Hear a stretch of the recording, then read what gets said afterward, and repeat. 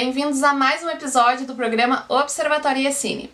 Eu sou a Sabrina e no programa de hoje seguiremos com os nossos estudos de linguagem audiovisual e decupagem com o professor e cineasta Emiliano Cunha. Vamos entender o que é o eixo da câmera ou também a regra dos 180 graus e como que a gente faz para não quebrar esse eixo para não gerar estranheza ao telespectador. Fiquem agora com o programa de hoje. Então, o eixo, como a gente começou a ver na última aula, o eixo dramático, que é o mais dramático para ser repetitivo, de se compreender, é o eixo que se estabelece quando dois ou mais olhares são trocados, né? Quando passa a haver uma interação entre duas pessoas ou duas, enfim, dois personagens animados ou personagens que tenham a questão do olhar externalizada. Então, só quando dois ou mais olhares passam a interagir, tá? Quando não tem não tem olhar estabelecido, na verdade, não precisamos nos preocupar muito com isso. Esse modo de se contar uma história através do eixo de olhar, ele é uma convenção que vem lá da sistematização da linguagem, tá? Então, acabou se tornando uma espécie de regra e que, enfim, ela é mais bem aceita no dia a dia, no fazer do audiovisual, tá? Vocês estão livres para poderem quebrar essa regra, mas sabem o que estão quebrando, como veremos alguns exemplos hoje.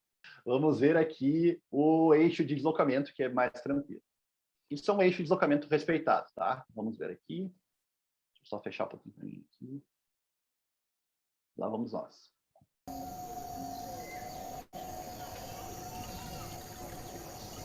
Então, tem da esquerda para a direita, em quadro. Ele segue vindo do lado de trás, que seria a esquerda para a direita, uma panorâmica da esquerda para a direita. Está sendo respeitado sempre a geografia do espaço.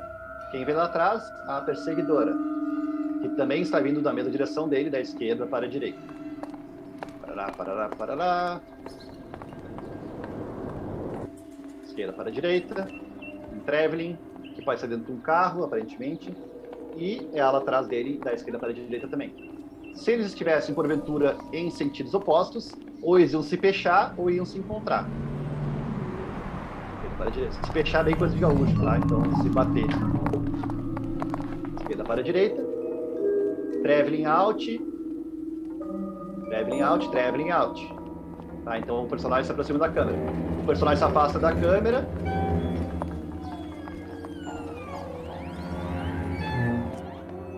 E aí tu tem sempre o referencial. Panorâmica. Com traveling. Esquerda para a direita, esquerda para a direita. Agora vai mudar, se não me engano, muda.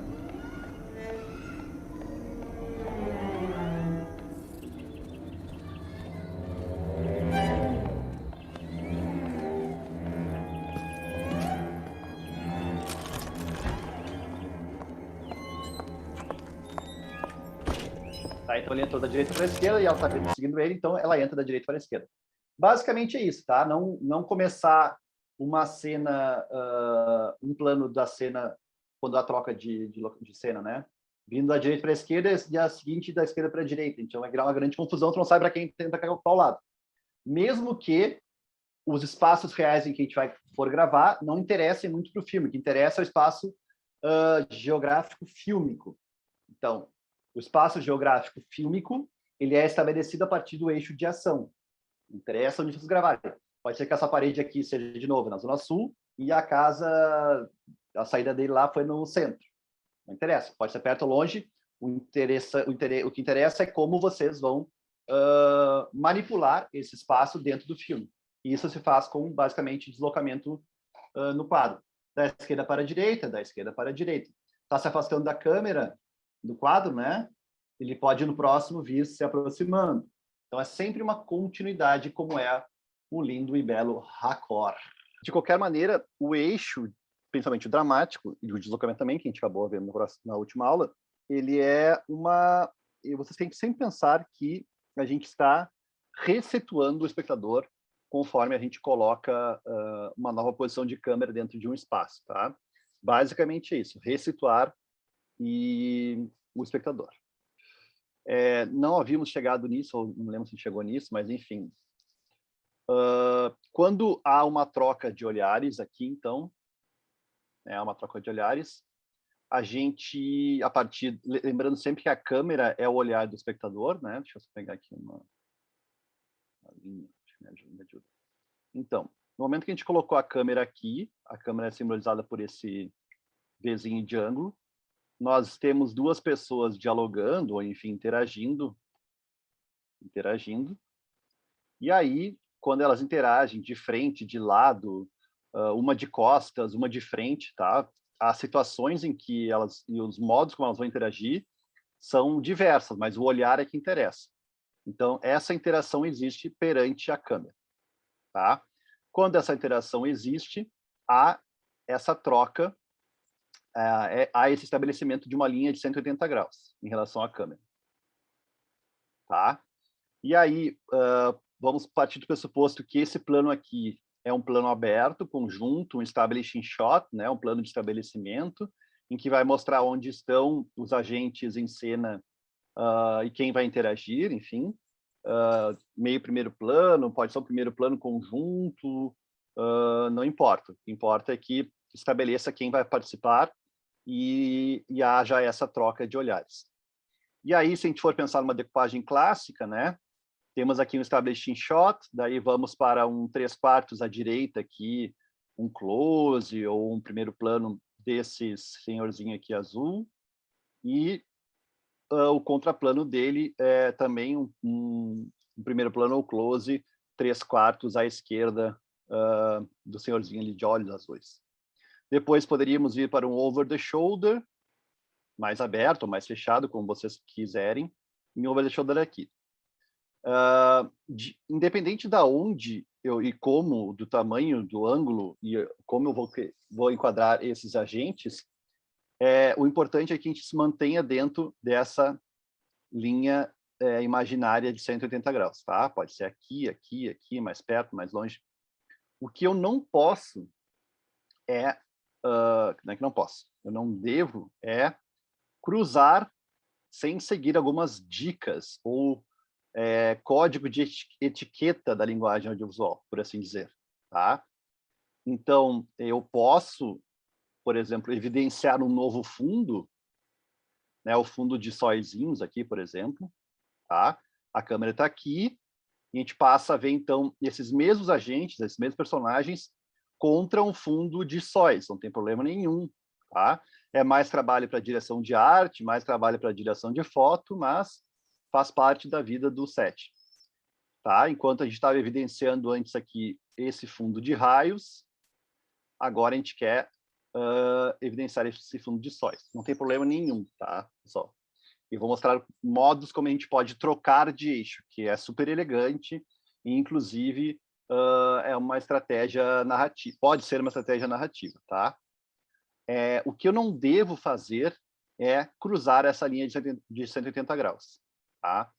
Eu não posso ir, por exemplo, do plano 2 para o plano 8, ou do plano 7 para o plano 3, ou do plano 5 para o plano 9. Tá? Eu não posso cruzar essa linha. A gente vai ver um pouco dessas quebras de eixo. Tá? Mas antes de a gente ver as quebras, vamos ver aqui como trocar o eixo. Então, a gente viu esse exemplo aqui, em que nós temos a linha de 180 graus estabelecida mais ou menos assim. E aí, a nossa câmera está, se a gente fosse fazer um plano de estabelecimento mais reto, mais clássico, estaria aqui. E a gente está jogando, então, a partir dentro do semicírculo de 180 graus. Então, os olhares, eles vão sempre se cruzar. Eles vão sempre se cruzar. Tá?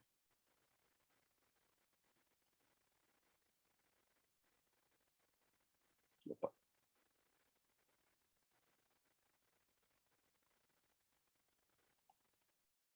E isso se estabelece, então, uma boa relação, uma relação mais tradicional, uma relação mais bem aceita historicamente para o espectador audiovisual, tá?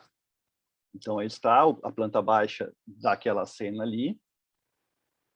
Aí, agora eu vou mostrar, então, modos, ou sugerir modos, de como a gente pode trocar de eixo. De novo, trocar de eixo é uma super ferramenta narrativa e pode ser feita com bastante elegância, sem nenhum sobressalto. E aí tem 4 dicas básicas de como trocar o eixo. Então, o mais comum é fazer um re-establishing shot. Basicamente é nós irmos, se nós jogamos do lado de cá, nós vamos ir para o lado de cá, tá? Um equivalente, um plano mais aberto no eixo contrário, tá? Que vai trocar o fundo, então. Eu estou no plano 1, tá? Vou para o plano 2, fechado, plano 3, plano 5, plano 4, plano 1, e vou jogando. Aí, algum elemento narrativo, alguma informação nova, alguma revelação, alguma mudança dramática no texto me sugeriu que eu mudasse o rumo da conversa, né? O rumo da linguagem. Existe um termo em roteiro, que eu não vou me aprofundar aqui, que é chamado de beats and bytes, só beats, na verdade. Beats, né? O que seriam beats? Na narrativa mais clássica, o ideal de uma cena é que ela seja exatamente ou muito próxima de um desenho dramático de um filme.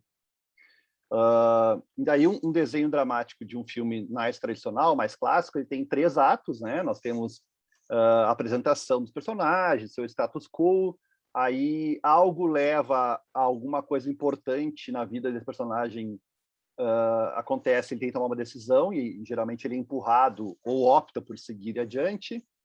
Aí ele no desenvolvimento, né, que é o ato 2, ele vai lidar com as consequências, vai aprender, vai tomar um tufo, vai, enfim, levantar aí de novo, sacode a poeira e vai embora.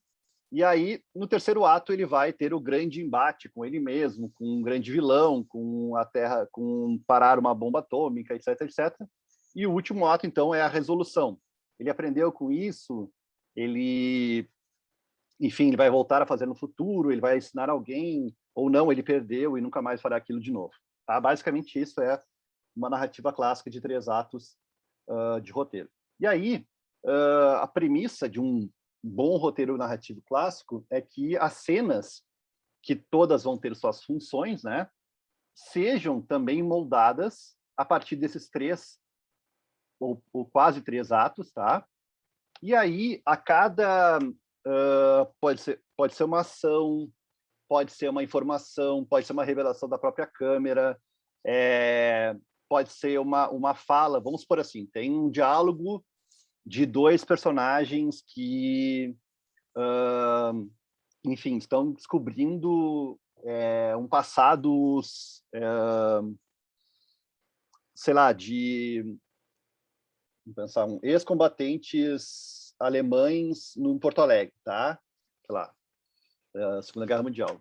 Pessoas que se infiltraram aqui em Porto Alegre e se esconderam. E aí eles estão, 2 personagens no presente estão numa sala, assim, que leram algum texto, e eles estão falando sobre aquilo, mas aqui aconteceu isso e aquilo. E aí a câmera, desculpa, um dos personagens esbarra numa mesa e atrás da mesa tem um papel escolado, isso é um clássico de filmes narrativos, né? Atrás da mesa, ou atrás da foto tem um papel meio descolado, assim, do papel de parede, e aí eles rasgam tudo e descobrem que ali havia um bunker, barará, barará. Então, por exemplo, a esbarrada na mesa e a mostrada, né, a revelação da parede descolada são beats de cena, beats narrativos, que são evoluções, tá? Evoluções que vão chegando, culminam na grande função da cena, na grande revelação. Então, tudo isso para dizer que uma troca de eixo é um ótimo local para se inserir, para se coincidir com um grande beat de cena. Eu não sou seu pai. Bum, troca o eixo. O quê? Meu Deus! Sabe? Se fosse uma novela mais mexicana, estilo mexicana.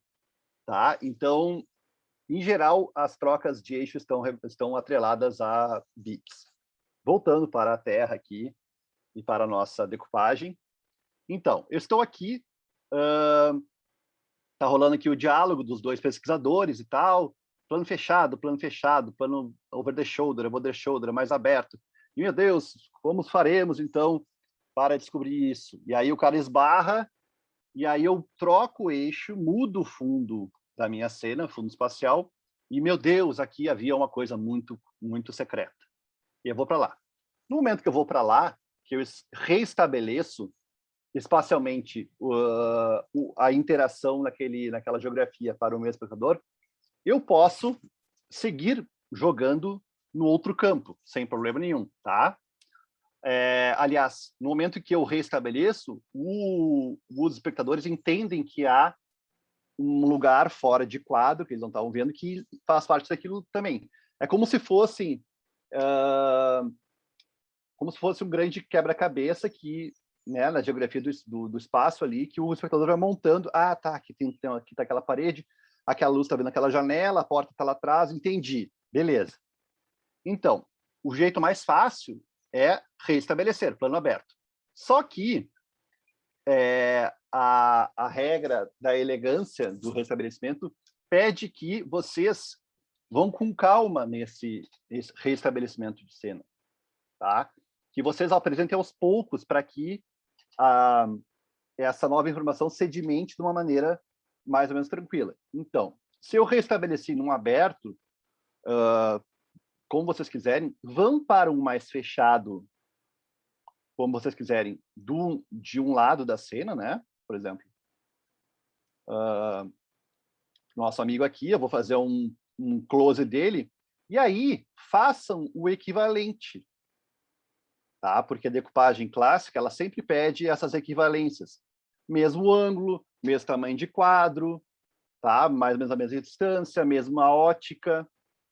Então, fizeram do lado de cá, façam o equivalente do lado de lá. E aí, quando vocês fazem esses equivalentes aqui, vocês podem, inclusive, voltar para o primeiro eixo.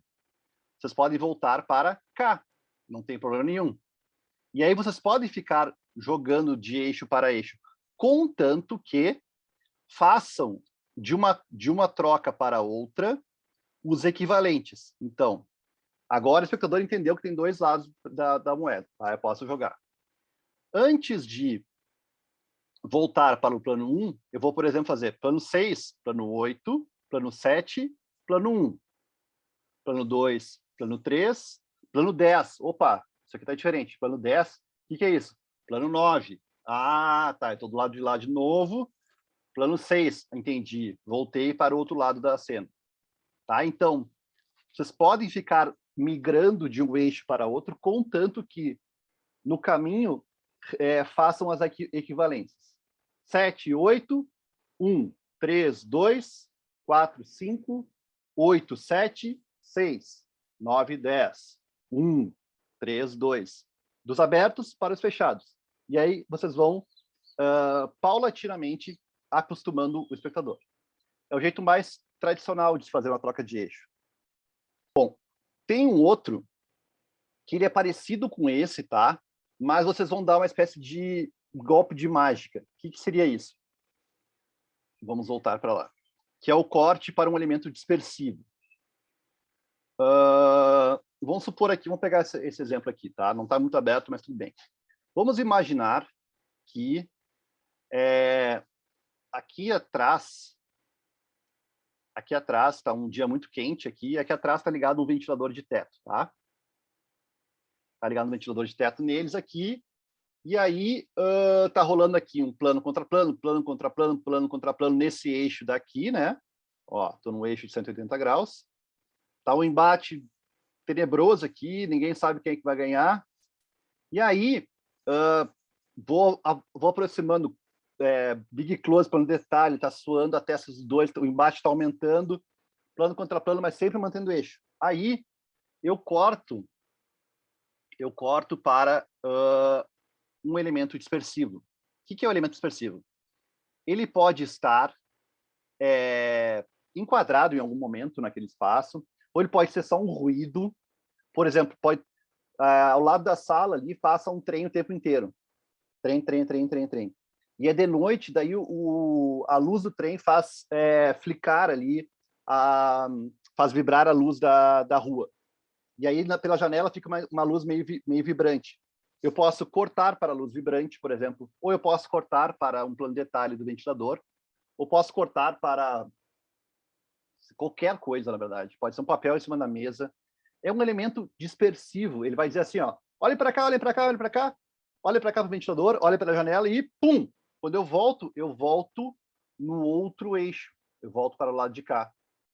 E aí ninguém vai perceber. Ou vai estranhar, mas vai logo se acostumar. Por quê? Porque vocês vão fazer os equivalentes. Entenderam? Estou do lado de cá, seguiu, elemento dispersivo, plano fechado, né? Ou pode ser, inclusive, um outro personagem que esteja ali por perto, sei lá, alguém derrubou um copo, sei lá, uma coisa assim. E quando eu voltar, ao invés de vir para cá, eu vou para o outro eixo. E beleza. Faço os equivalentes e posso depois, se eu quiser, ficar jogando como a gente jogou no outro exemplo. Tá? É um outro tipo, então, de se restabelecer sem necessariamente vocês irem para um plano aberto. Tá? A outra técnica, ela meio que pede para vocês restabelecerem espacialmente. Então, faça um plano mais aberto, que mostrem de novo os elementos que estão jogando, né? Mostre o fundo diferente, e aí vão aproximando, pum, pum, pum, voltei, pum, pum, pum, troquei, pá, pá, pá, e assim vai indo. Aqui não, aqui vocês fazem realmente um elemento dispersivo, sonoro, visual aqui, pum, e volto, por exemplo, eu sigo no embate aqui dos dois, fechadão, não tem problema nenhum, tá? Porque a pessoa, é como se a pessoa, é mais ou menos, imaginem, entrando num túnel de carro que vocês ficam meio que meio atrapalhado, assim, o diafragma nosso do olho não sabe se fecha ou se abre. E é isso, tá? E aí, naquela confusão, vocês vão para o outro eixo. Então, troca, restabelecimento. Então, a segunda técnica é elemento dispersivo. O próximo, aí começam os movimentos, tá? Os movimentos de personagens ou de câmera. Tá? A câmera está aqui, paradinha.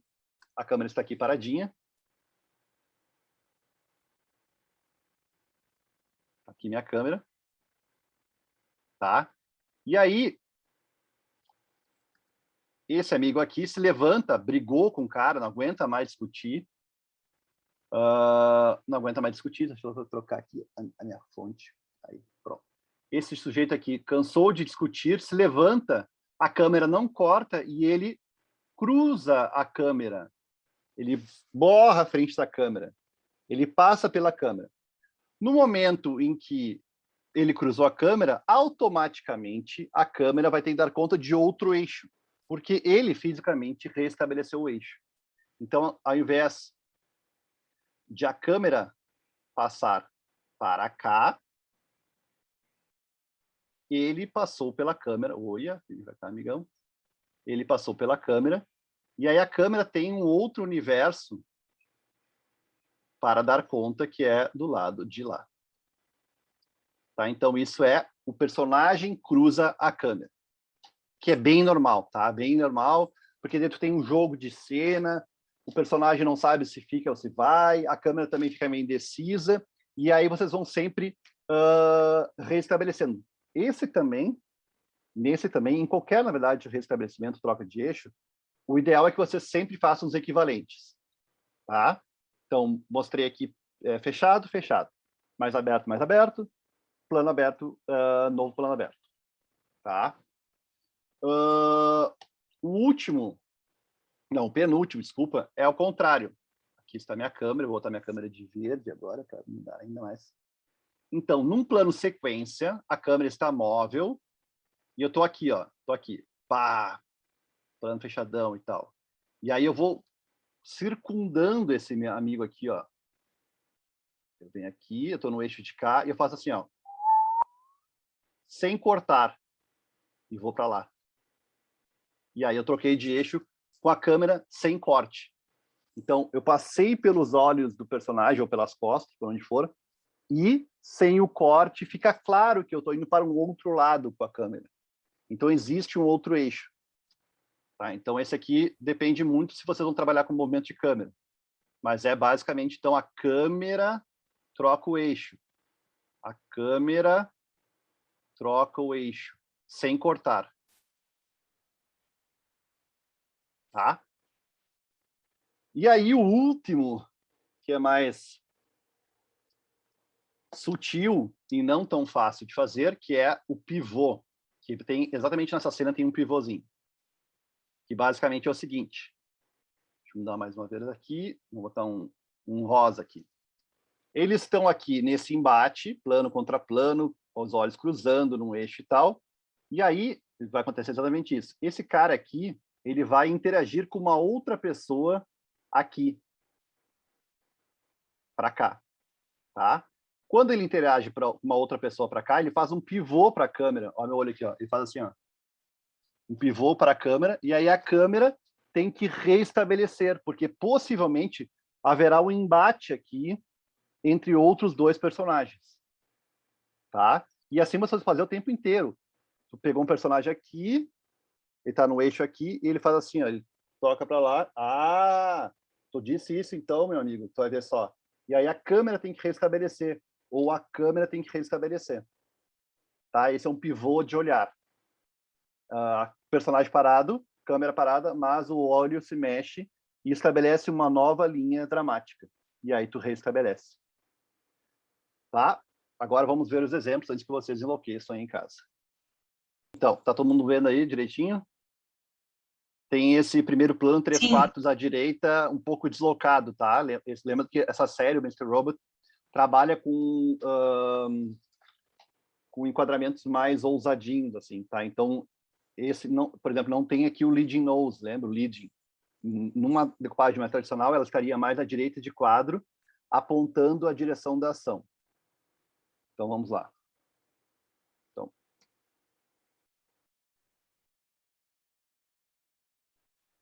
ó, mesmo que seja uma decupagem mais moderninha, ele vai fazer o equivalente. Botou o personagem à direita para equivaler com o dela e deixou o espaço vazio à esquerda. Então, é clássico, mas é mais moderninho. Plano contra plano, 3/4 aqui à esquerda. Plano conjunto, um establishing shot, tá? Linha dramática bem estabelecida aqui. Estamos nos 180 graus para cá. Vamos lá.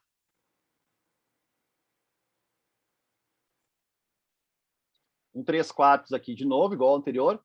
Agora vamos perceber já um raccord aqui de deslocamento, tá? Olha só o que vai acontecer. Ó, bateu. E o deslocamento segue da esquerda para a direita. Agora vem a senhora limpar. Por exemplo, aquele plano de detalhe ali embaixo dos copos poderia ser um bom de um plano dispersivo. You don't like the guisado? No, it's good. Good, good, good. Very good. Ó, mesmo ela estando do lado de lá, nós basicamente levantamos um pouquinho a câmera e ela chutou, né? Ou, enfim, defendeu, a gente chama de defender o olhar para os dois elementos que estão agindo. E agora houve uma troca de eixo, mas ainda não vamos chegar nela ainda, tá? Vocês perceberam que ela foi para cá, a câmera? Houve uma troca de eixo, meio quebrada de eixo, tá? Mas vamos relevar esse plano metido a bestinha. Vamos seguir aqui no arroz com feijão, plano contra plano. Plano. Contra plano. Ó, o que ele faz? O que é legal da troca de eixo também? Lembra que eu falei que uma das grandes potências do audiovisual, da decupagem, na verdade, é tu revelar, literalmente revelar, porque o que a gente enquadra é o que a gente escolhe mostrar, tá? Então, o que ele fez aqui, não sei se foi ela ou ele que dirigiu, tem cada episódio é uma direção diferente. Ele não só usou um beat de cena para trocar de eixo, mas a troca de eixo também serviu para revelar que havia esses dois aqui, capangas, cuidando dela. Então, a câmera estava na mesa deles e veio para o lado de cá, do balcão. Aí, confusão total. Fica aí, rapaz. Fica aí. Tá tudo bem, tá todo mundo comendo na boa aqui, tá tudo bem. Venha comigo. Ó o eixo novo. Letisgo. E foi para o eixo novo. Então, tirando ali algumas modernices, ele é uma decupagem como eu acabei de mostrar, tá? Bem clássico aqui. Plano de conjunto e um plano contra plano fechadinho. Pá e pum. Equivalente. Opa. Aí. Tá? Um PP 3/4 à direita, um PP 3/4 à esquerda e um plano mais aberto. E aí, o que a gente tem de geografia desse bar aqui, né? Ele faz uma treta aqui, na verdade, né? Me confunde um pouco. Nós temos o balcão do lado de lá, temos mesas expostas e temos alguma coisa que a gente não sabe atrás da câmera, tá? E é o que nos importa. Outras situações em que o eixo é chatinho de definir. Por exemplo, deixa eu desenhar aqui. Nível, a prova de troca de eixo, então, é quando a gente tem um motivo dramático, uma beat para trocar o eixo. O deslocamento a gente viu na última aula, basicamente é manter a direção, né, da esquerda para a direita num plano, da esquerda para a direita no outro. De trás em direção à câmera num plano, se tu vai fazer o afastamento no próximo, da câmera para o horizonte no outro. Outras convenções que são gramaticais são mais de montagem, tá? Mas eu acho importante vocês saberem, tá? Uma delas é os cut-in, cut-out e cut-away. Tudo em inglês, que beleza. Cut-in, cut-out e cut-away, na verdade o cut-in e o cut-out, eles estão super na moda com, enfim, com as revoluções dos YouTubers e dos TikTokers e dos Instagrammers. Por quê? Basicamente, YouTubers, Instagrammers e TikTokers gravam com uma câmera apenas, tá? E, sei lá, falam várias coisas sobre um assunto sem corte e depois na montagem eles vão reenquadrando. O reenquadramento ele é um cut-in digital, mas tradicionalmente, né, se a gente for pensar na película, na decupagem mesmo, o que é o cut-in?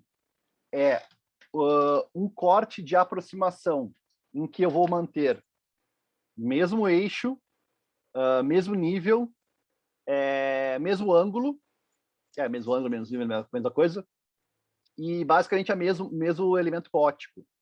Então, aqui nessa cena com o Álvaro, tá?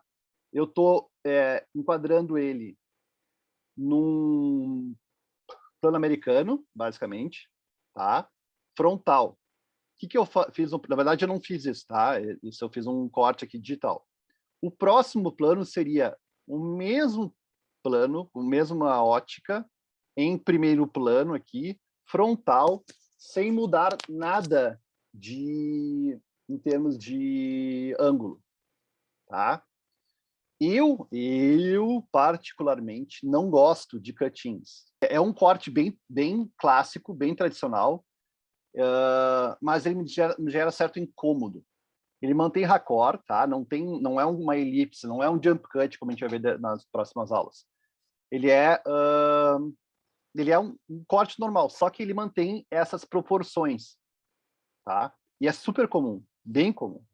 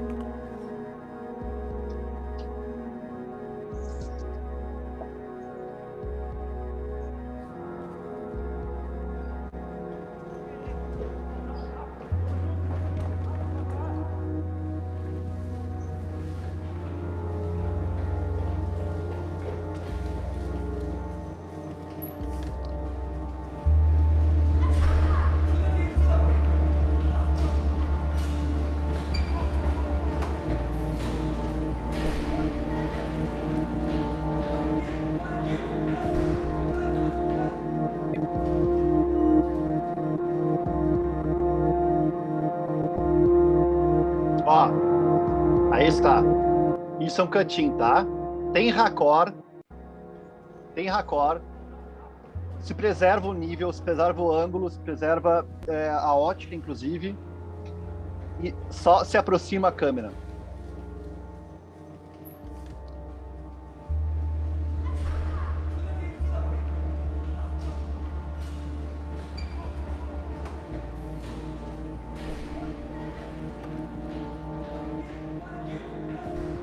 Vai trocar o eixo lá para o Werner.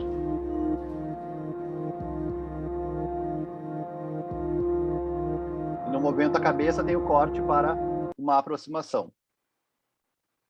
Ele é realmente muito comum. Vejam séries, vejam filmes que tá isso o tempo inteiro, tá? E eu não sei se é uma coisa minha, mas eu realmente não sou um grande fã de cuttings, tá? Não sou, me incomoda. O que eu geralmente faço ou sugiro que façam? Vocês querem aproximar do personagem enfim, para acentuar uma reação, para pontuar, enfim, alguma emoção, ou sei lá, algum elemento, alguma ação mais narrativa, informativa de gesto, enfim. Sei lá, o cara quer mostrar a mão e tem aqui o código para arrombar o banco, né?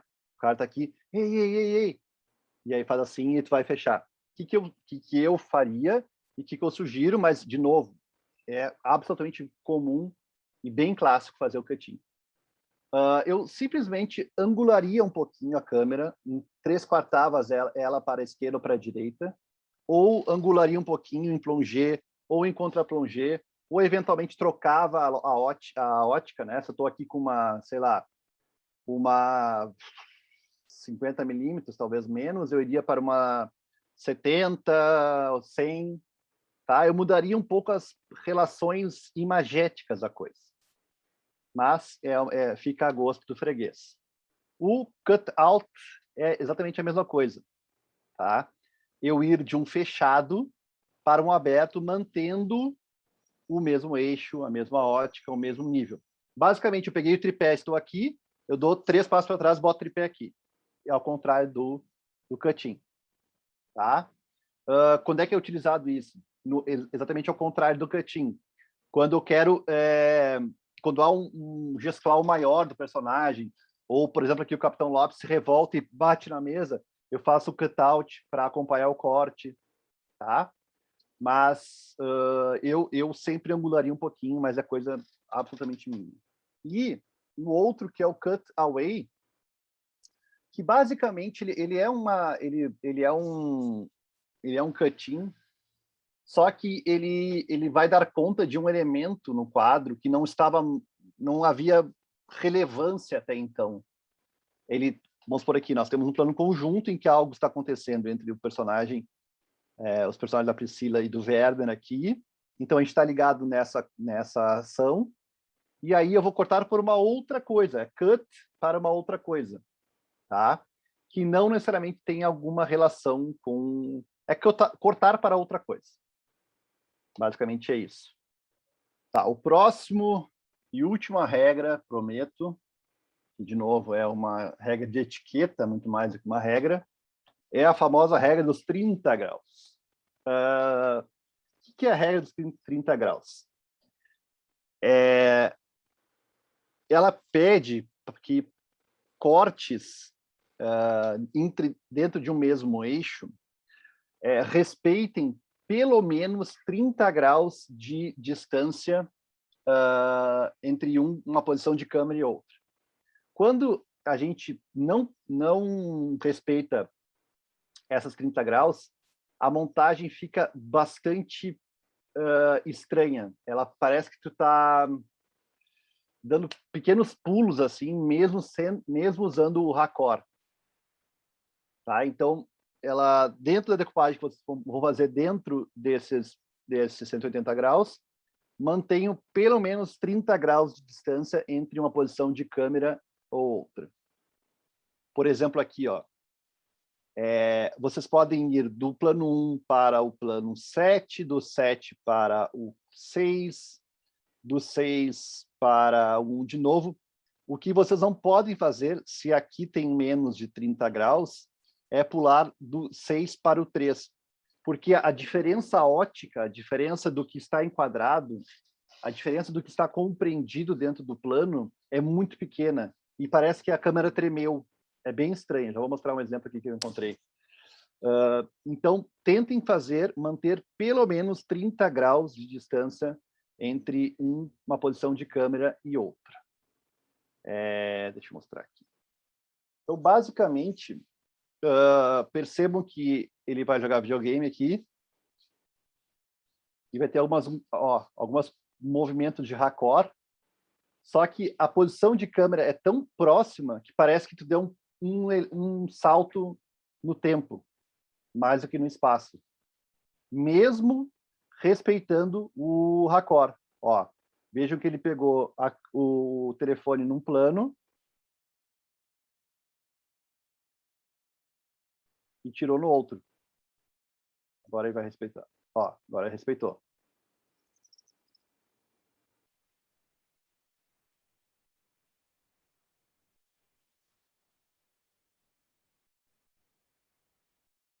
Ó, é muito estranho, tá? Porque, de novo, os elementos que estão compreendidos dentro do quadro são muito pouca diferença entre uma coisa e outra. E aí parece que tu pulou mais no tempo que tu no espaço, mesmo respeitando o raccord.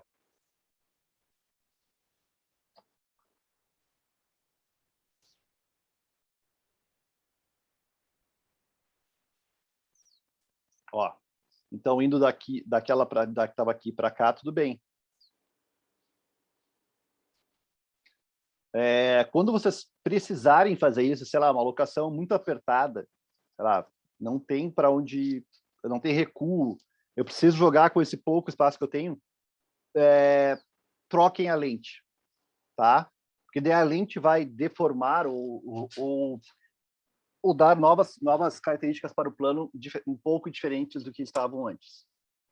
Mas mantendo a ótica e andando menos do que 30 graus para a próxima posição de câmera, dá esse efeito muito estranho de pulo.